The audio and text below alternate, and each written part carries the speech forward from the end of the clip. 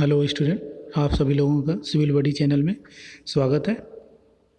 आज हम लोग चैप्टर नंबर 4 देखने वाले हैं कंस्ट्रक्शन मैनेजमेंट का, जिसमें आज हमारा पहला क्वेश्चन है संगठन के प्रमुख अभिलक्षण क्या हैं। सबसे पहले आप लोगों को क्या पता होना चाहिए संगठन क्या होता है। संगठन को हम इंग्लिश में बोलते हैं ऑर्गेनाइजेशंस बोलते हैं। ऑर्गेनाइजेशन का मतलब होता है जहाँ पे ग्रुप्स ऑफ पीपल काम करें उसे हम क्या बोलते हैं, संगठन कहते हैं, या लोगों के समूह को क्या कहते हैं, संगठन कहते हैं। ठीक है, तो यहाँ पे हमारा पहला ऑप्शन है प्रत्येक सदस्य का अपनी जिम्मेदारी समझना। संगठन के सदस्यों का उद्देश्य एक समान एवं स्पष्ट होना चाहिए। ठीक है, जितने भी और संगठन का ढांचा भली भांति गठित हो, या डी सभी। तो यहाँ पर जो हमारा मेन मकसद है संगठन का, ऑर्गेनाइजेशन का, जो भी ऑर्गेनाइजेशन जो हमने बनाया उसमें जितने भी मेंबर हैं सबकी अपनी अपनी क्या होगी, अपनी अपनी एक जिम्मेदारी होगी, अपनी जिम्मेदारी होगी। संगठन के सदस्यों का उद्देश्य जो भी वो मतलब जिस भी संगठन से जुड़े हुए हैं उन संगठन का उनका एक ही उद्देश्य होना चाहिए। ठीक है, और संगठन का जो भी उनका डेवलपमेंट है उसको एक अच्छी तरह से उनको सारी जानकारी होनी चाहिए। ठीक है, तो यहाँ पे हमारा ऑप्शन कौन सा होगा, option number D is the right answer होगा। ठीक है, अब हम चलते हैं नेक्स्ट क्वेश्चन की तरफ। नेक्स्ट क्वेश्चन कह रहा है संगठन बनाने के प्रमुख उद्देश्य क्या है। अगर हम ऑर्गेनाइजेशन कोई बना रहे हैं तो उसका मेन पर्पज़ क्या है। ठीक है, तो यहाँ पे हमारा पहला ऑप्शन है अकेला व्यक्ति सभी काम भली बात नहीं कर सकता। कोई एक आदमी, जाहिर सी बात है ग्रुप ऑफ पीपल अगर मिल के काम करेंगे, बहुत सारे लोग रहेंगे तो काम अच्छा होगा और जल्दी होगा। तो एक अकेला आदमी काम नहीं कर सकता। ठीक है, तो प्रत्येक व्यक्ति की योजना अलग अलग होने के कारण उद्देश्य पूर्ति में आसानी होती है। ठीक है, प्रत्येक व्यक्ति की योग्यता जो भी वहाँ पे जो भी ऑर्गेनाइजेशन हमने बनाया उसमें जितने भी पीपल हैं सबकी अलग अलग क्वालिफिकेशंस होगी। ठीक है, तो उसके सबकी अलग अलग सोच होगी तो उससे एक अच्छा रिजल्ट मिलेगा हमें। ठीक है, तो हमारा ये है सी ऑप्शन क्या है, साझे उद्देश्य की पूर्ति काम समय में संभव। और जो भी हम प्रोजेक्ट पे काम कर रहे हैं तो वो हमारा काम जो है टाइम पे क्या हो जाएगा, टाइम पे कंप्लीट हो जाएगा। तो यहाँ पे हमारा कौन सा ऑप्शन होगा, option number D is the right answer होगा। ठीक है, यहाँ पे तीनों ऑप्शन सही होंगे। अब हम चलते हैं थर्ड क्वेश्चन की तरफ। थर्ड क्वेश्चन हमारा कह रहा है संगठन के प्रमुख कितने प्रकार होते हैं, संगठन कितने तरह का होता है। पहला संगठन होता है एक, आप लोगों को पता हो, लीनियर ऑर्गेनाइजेशंस होता है, लीनियर ऑर्गेनाइजेशंस होता है। दूसरा होता है लीनियर एंड स्टाफ ऑर्गेनाइजेशन, और थर्ड होता है फंक्शनल ऑर्गेनाइजेशन। ठीक है, हमारे कितने ऑर्गेनाइजेशन होते हैं, 3 ऑर्गेनाइजेशन होते हैं, linear and staff organisation, and third क्या है, फंक्शनल ऑर्गेनाइजेशन। तो हमारा यहाँ पे कौन सा ऑप्शन सही होगा, option number D is the right answer, तीनों होंगे। ठीक है, अब हम चलते हैं नेक्स्ट क्वेश्चन की तरफ। निम्न में से किस संगठन में विशेषज्ञ स्टाफ की नियुक्ति नहीं करनी पड़ती। ठीक है, कौन सा ऐसा ऑर्गेनाइजेशन है जिसमें एक साइंटिस्ट या विशेषज्ञ की आवश्यकता नहीं पड़ती। ठीक है, आइए थोड़ा समझ लेते हैं लीनियर ऑर्गेनाइजेशंस क्या होता है। लीनियर ऑर्गेनाइजेशन में जो भी काम होता है, लीनियर ऑर्गेनाइजेशन और मिलिट्री ऑर्गेनाइजेशन, ये दोनों एक ही ऑर्गेनाइजेशन है। ठीक है, एक ही फंडे पे दोनों काम करते हैं। यहाँ पे मान लीजिए कोई सबसे बड़ा अधिकारी यहाँ बैठा हुआ होता है। ठीक है, फिर उसके निचले स्तर पे बहुत सारे लोग होते हैं, काम करते हैं, फिर इधर बहुत सारे लोग होते हैं। तो ये कैसा चलता है, लीनियर चलता रहता है। ठीक है, तो यहाँ पे अगर मान लीजिए अगर जो भी रिपोर्ट हमें किसको सबमिट करनी है, इसको सबमिट, जो सबसे बड़ा अधिकारी है इसमें। ठीक है, मान लीजिए यहाँ पे चीफ इंजीनियर, मान लीजिए चीफ इंजीनियर है, चीफ इंजीनियर से नीचे जितने executive engineer, assistant engineer, junior engineer, foreman, labour, ये सब आ जाएगा। तो अगर मान लीजिए नीचे कोई प्रॉब्लम आ गई, यहाँ पे कोई प्रॉब्लम आ गई प्रोजेक्ट में, तो अब वहाँ प्रोजेक्ट में सूचना पहुँचाने के लिए पहले डायरेक्ट यहाँ से इसका संबंध डायरेक्ट इससे नहीं होगा, तो पहले इसका संबंध किससे होगा, इससे होगा, इससे होगा, फिर इसके ऊपर वाले को होगा, फिर यहाँ जो बैठा होगा इस अधिकारी से होगा, फिर ये अधिकारी सूचना इसके पास पहुँचाएगा। तो इसमें क्या होता है, टाइम का डिले बहुत ज़्यादा हो जाता है। ठीक है, टाइम डिले होता है इसमें बहुत ज़्यादा। कोई भी अगर प्रॉब्लम आ गई तो वो प्रॉब्लम पहुँचे इसके तक पहुँचाने में प्रॉब्लम आई है जो डायरेक्ट डायरेक्ट प्रॉब्लम नहीं पहुँच सकती, उसके लिए एक स्टेप बाय स्टेप क्या होता है, उस स्टेप बाय स्टेप ऊपर हमें जाना पड़ता है। पहले यहाँ आएगी वो, फिर सूचना यहाँ पे आएगी, फिर ये सूचना यहाँ प्रसारित की जाएगी, फिर यहाँ आएगी, फिर लास्ट में जो मेन हेड होगा उसके पास पहुँचेगी। ठीक है, ये ऐसे काम करता है लीनियर ऑर्गेनाइजेशन। और तो फंक्शनल ऑर्गेनाइजेशंस में क्या होता है, फंक्शनल ऑर्गेनाइजेशंस में जो होता है उसमें एक अलग से उसी फील्ड का एक स्टाफ बैठा दिया जाता है जो उस फील्ड का क्या होता है, एक्सपर्ट होता है।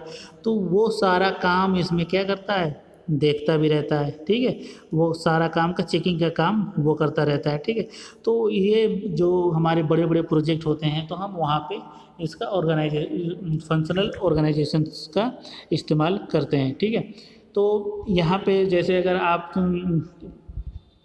यहाँ पे क्वेश्चंस में क्या क्वेश्चंस क्या कह रहा है, निम्न में से निम्न में किस संगठन में विशेषज्ञ स्टाफ की नियुक्ति नहीं करनी पड़ती। तो रेखीय संगठन ये ऐसा है जिसमें विशेषज्ञ की नियुक्ति नहीं करनी पड़ती। और विशेषज्ञ की अगर यहाँ पे क्वेश्चन होता कि विशेषज्ञ की नियुक्ति किस में करनी पड़ती है, तो आप लोगों रेखीय एवं स्टाफ संगठन या कार्यात्मक संगठन जो ऑप्शन रहता है उसमें आप लगा देते हैं। ठीक है, तो यहाँ पे 2 क्वेश्चन हमारे बन गए।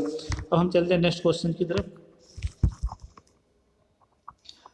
हमारा 5वां क्वेश्चन है, निम्न में सबसे न्यूनतम दक्षता किस संगठन की होती है। ठीक है, सबसे न्यूनतम दक्षता जो होती है किसकी होती है, मिनिमम जो है या मिनिमम कार्य करने की क्षमता जिसमें होगी, मिनिमम दक्षता किस संगठन की होगी, वो जो हमारा रेखीय संगठन होगा उसी की होगी। ठीक है, सबसे ज़्यादा किसकी होगी, कार्यात्मक संगठन जो हमारा फंक्शनल ऑर्गेनाइजेशन होगा। ठीक है, नेक्स्ट क्वेश्चन की तरफ चलते हैं।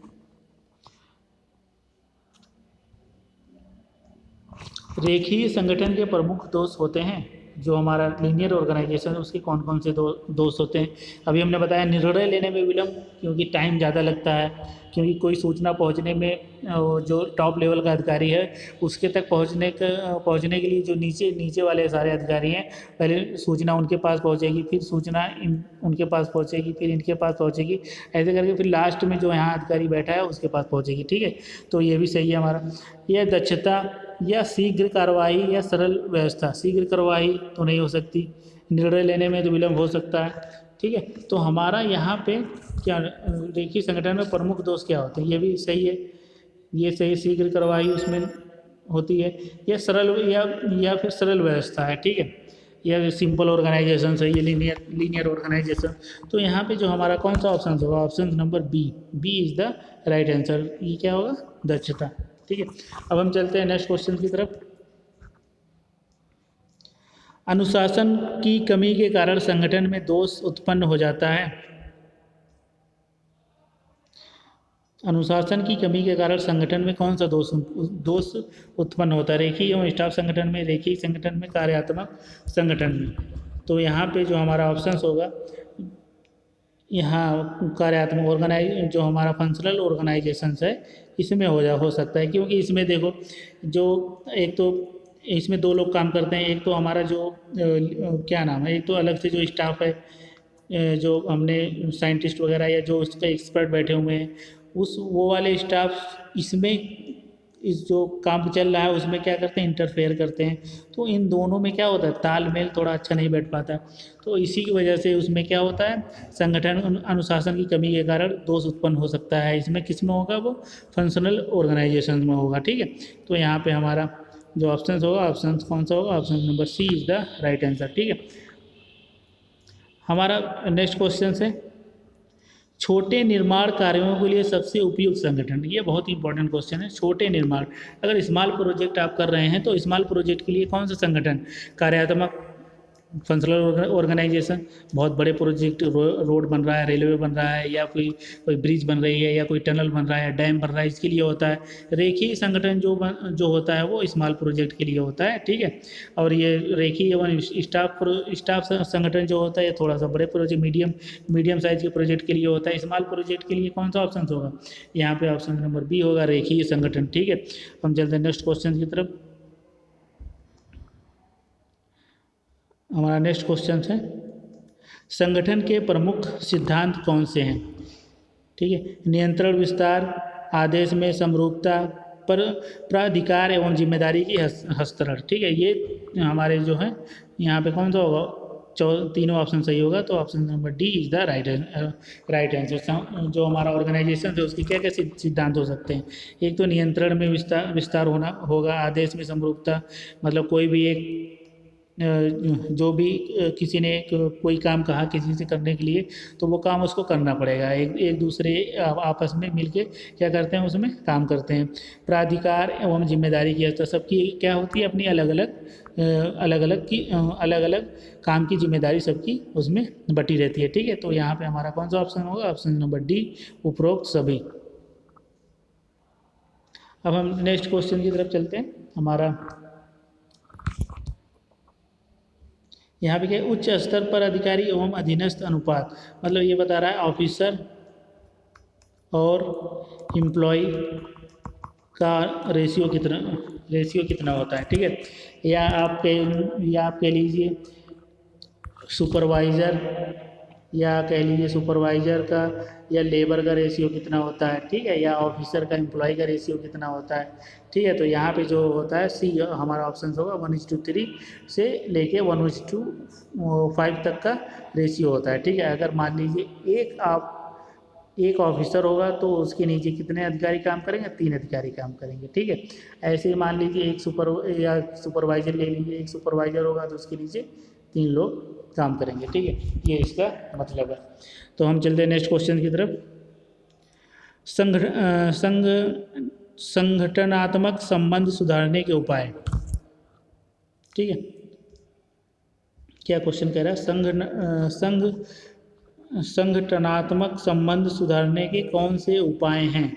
तो यहाँ पे जो हमारा पहला ऑप्शन है, कर्मचारियों श्रमिकों से समान व्यवहार करना चाहिए, ठीक है। जो भी लेबर है वहाँ पे काम कर रही है, जो भी एम्प्लॉयज़ हैं उनके साथ एक जैसा व्यवहार करना चाहिए। ऐसा नहीं है किसी एम्प्लॉय के साथ आप अच्छा व्यवहार कर रहे हो और किसी के साथ बुरा व्यवहार कर रहे हो, ऐसा नहीं, सबके साथ क्या हो ना, इक्वल व्यवहार करना चाहिए। संगठन में समस्या निवारण बैठक, और कोई भी समस्या, कोई प्रॉब्लम आ रही है उसके लिए हमें क्या बैठक बुलानी पड़ेगी, ये भी सही है। सी क्या है? प्रत्येक कर्मचारी के पद के कार्यकलाप परिभाषित होना चाहिए, जो भी कर्मचारी हमने वहाँ पे बैठाया है उसका क्या काम है उसको पता होना चाहिए, ठीक है। तो यहाँ पे हमारा कौन सा ऑप्शन होगा? ऑप्शन नंबर डी, यहाँ पे सारे ऑप्शन सही होंगे, ठीक है। हम चलते हैं नेक्स्ट क्वेश्चन की तरफ।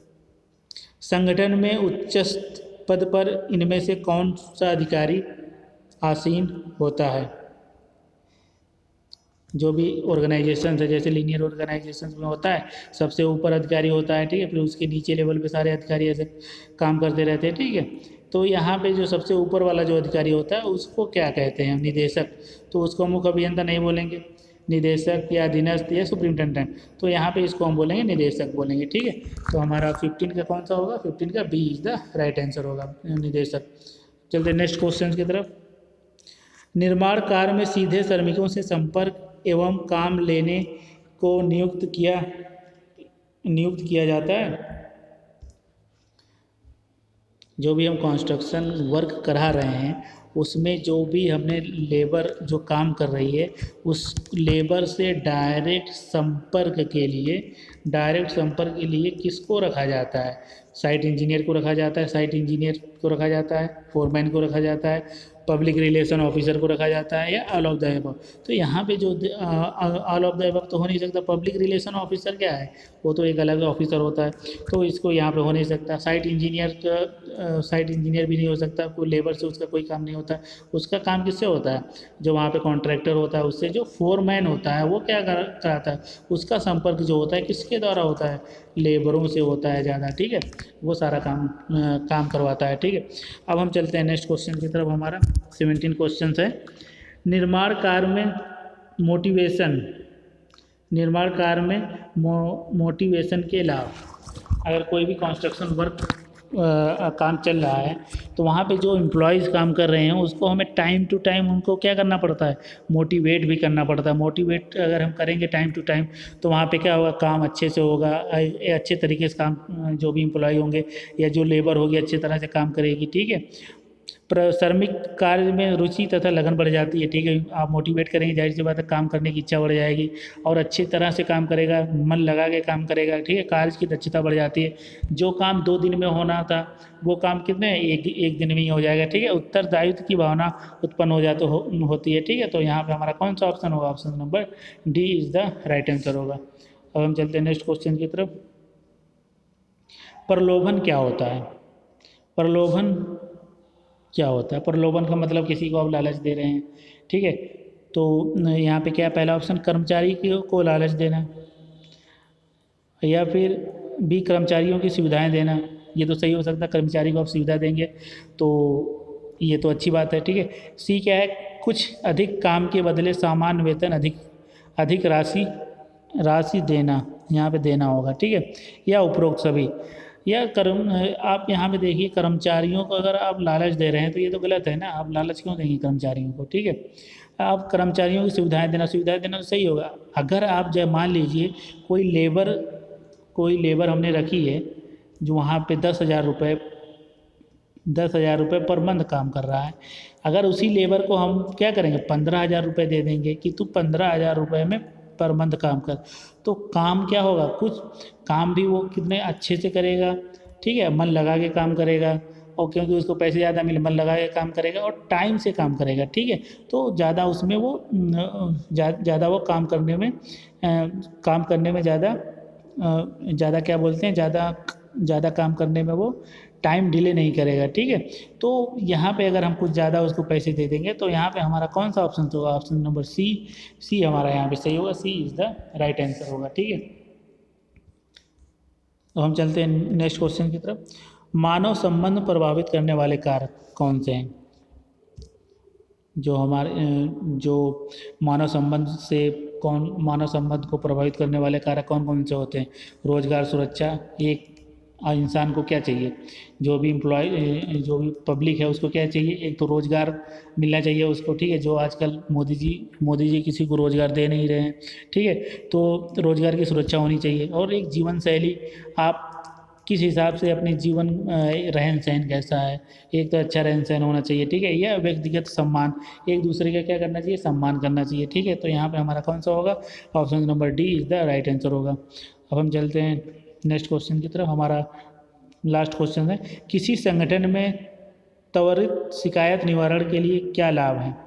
अगर कोई ऑर्गेनाइजेशंस हैं, ऑर्गेनाइजेशन में मान लीजिए कोई भी फॉल्ट हो गया, या कोई भी एम्प्लॉय में किसी एक दूसरे के एम्प्लॉय में कोई मान लीजिए मारपीट हो गई है, कोई झगड़ा हो गया, तो अगर हम उसको फ़ौरन हम क्या करें, मामले को रफा दफा कर दे रहे हैं, या मामले को फ़ौरन ही हम उसको सॉल्व कर दे रहे हैं, तो उसके क्या फ़ायदे हो सकते हैं? कार्य की दक्षता पर प्रभाव नहीं पड़ता, ठीक है। कार्य की दक्षता पर जाहिर सी बात है, अगर कोई प्रॉब्लम आ गई एम्प्लॉयज़ में, तो अगर हमने फ़ौरन सॉल्व नहीं किया, तो अगर बाद में सॉल्व होगा तो जाहिर सी बात है काम रुक जाएगा, या कुछ और हो सकता है। कार्य की दक्षता पर प्रभाव नहीं पड़ता। कार्य में रुचि एवं जिम्मेदारी पूर्व बनी रहती है, ठीक है, ये भी बनी रहेगी। फिर कर्मचारियों में असंतोष को भावना नहीं आती है, और कर्मचारी जो भी एम्प्लॉय ने क्या किया था, शिकायत की थी, उसमें क्या असंतोष की भावना नहीं रहेगी, ठीक है। तो यहाँ पे हमारा जो ऑप्शन होगा, ऑप्शन नंबर डी, चारों ऑप्शन होंगे, ठीक है। अब हम चलते हैं नेक्स्ट क्वेश्चन की तरफ। हमारा ये क्वेश्चन छूट गया था ऊपर, क्वेश्चन नंबर 10। निर्माण उद्योग में प्रयुक्त संगठनों के प्रकार हैं, लघु निर्माण, मध्यम निर्माण, भारी निर्माण। कितने तरह के निर्माण होते हैं? लघु निर्माण जो होता है, लाइट कंस्ट्रक्शन बोल सकते हैं, इसको हम मीडियम कंस्ट्रक्शन बोल सकते हैं, इसको हम हैवी कंस्ट्रक्शन बोल सकते हैं। लाइट कंस्ट्रक्शन लेस देन 20,000 के अंडर आता है, और मीडियम कंस्ट्रक्शन जो आता है 20,000 से लेके 1 लाख के बीच में आता है, और भारी कंस्ट्रक्शन जो आता है ग्रेटर देन 1 लाख, ठीक है। तो ये आप लोगों को याद होना चाहिए, वैल्यू भी आप लोगों को याद होना चाहिए, वैल्यू भी आप लोगों से पूछ सकता है, ठीक है, रेंज कितनी होती है। तो यहाँ पे हमारा एक क्वेश्चन और कोई छूट गया था, ये छठा क्वेश्चन छूट गया था। तो यहाँ पे हम देख लेते हैं, रेखीय एवं स्टाफ संगठन में प्रमुख दोष होते हैं। जो हमारा लीनियर ऑर्गेनाइजेशन है यानी स्टाफ ऑर्गेनाइजेशन है, उसमें कौन क्या दोष होते हैं। ठीक है, पहला विशेषज्ञ स्टाफ द्वारा रेखीय कर्मचारियों पर टीका टिप्पणी। ठीक है, जो वहाँ पे हमने उसमें क्या होता है, रेखीय लीनियर में लीनियर एंड स्टाफ ऑर्गेनाइजेशन में क्या होता है, उसमें हम एक स्टाफ की नियुक्ति अलग से करते हैं उस काम को क्या करने के लिए, मॉनिटरिंग करने के लिए, काम को देखने के लिए। तो ठीक है, तो विशेषज्ञ द्वारा रेखीय कर्मचारियों पर टीका टिप्पणी या दक्षता या जटिल समस्याओं का हल ना होना। क्योंकि जटिल यहाँ पे क्या है, दक्षता, सी ऑप्शन क्या है, जटिल समस्याओं का हल ना होना। देखो जटिल समस्याएं विशेषज्ञ तो हमने इसीलिए रख रखा है क्योंकि जो हमने विशेषज्ञ रखा है वो उस फील्ड में क्या है, अपने फील्ड में माहिर है। तो वहाँ पे जो भी जटिल समस्याएं होंगी वो सारी समस्याएं क्या होंगी, हल हो जाएंगी। तो ये तो ऑप्शन वैसे भी गलत है। उन्नति के अवसर की कमी, तो यहाँ पे जो हमारा 6 का होगा, जटिल समस्याओं प्रमुख दोष होते हैं, जटिल समस्याओं हल ना होना।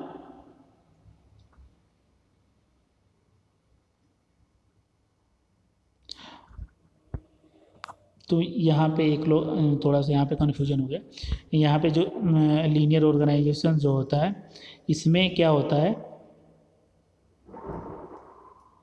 लीनियर ऑर्गेनाइजेशन में हम स्टाफ जो है अलग से स्टाफ की नियुक्ति इसमें नहीं होती। ठीक है, तो यहाँ पे जो है क्या, कोई भी प्रॉब्लम आती है, अगर जटिल समस्याएं का हल ना होना, अगर स्टाफ हम नियुक्ति करते हैं तो वहाँ पे क्या होगा, जो भी प्रॉब्लम होगी वो प्रॉब्लम क्या होगी, सॉल्व हो जाएगी। तो इसीलिए यहाँ पे कौन सा ऑप्शन होगा, ऑप्शन नंबर हमारा सी इज़ द राइट आंसर होगा। ठीक है, तो आज की क्लास हमारी यहाँ पे समाप्त होती है और वीडियो को लास्ट तक देखने के लिए आप लोगों का धन्यवाद।